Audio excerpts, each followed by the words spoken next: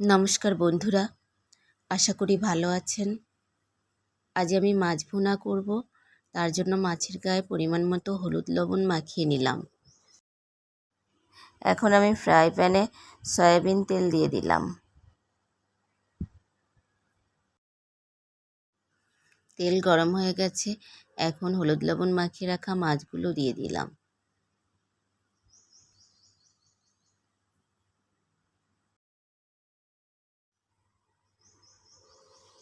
মাছগুলো ভাজি হচ্ছে।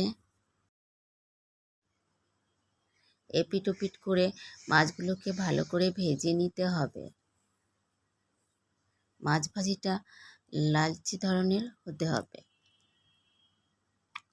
মাছ ভাজিটা ভালো হলে তরকারি রান্নাটাও খুব স্বাদের হয়।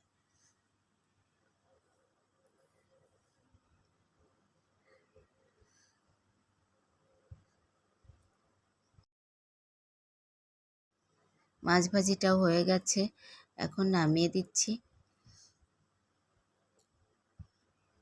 চুলায় কড়াইটা দিয়ে দিলাম। এরপর কড়াইয়ে সয়াবিন তেল দিয়ে দিয়েছি আর জিরা বাটা, শুকনো জাল বাটা দিয়েছি। পরিমাণ মতো হলুদ লবণও দিয়ে দিলাম।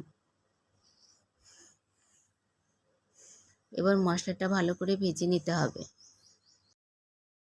মশলা ভাজিটা হয়ে গেছে, এর ভিতরে মাছ ভাজিগুলো দিয়ে দিলাম। এখন ভালোভাবে কষিয়ে নিতে হবে।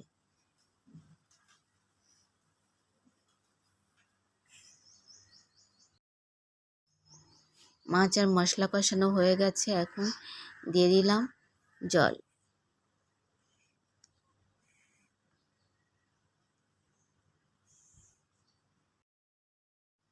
তরকারিটা জাল হয়ে গেলে নামিয়ে দিব। তরকারিটা তৈরি হয়ে গেছে। আর এতক্ষণ ধরে যারা ভিডিওটা ধৈর্য ধরে দেখলেন তাদেরকে অসংখ্য ধন্যবাদ। ভালো থাকবেন।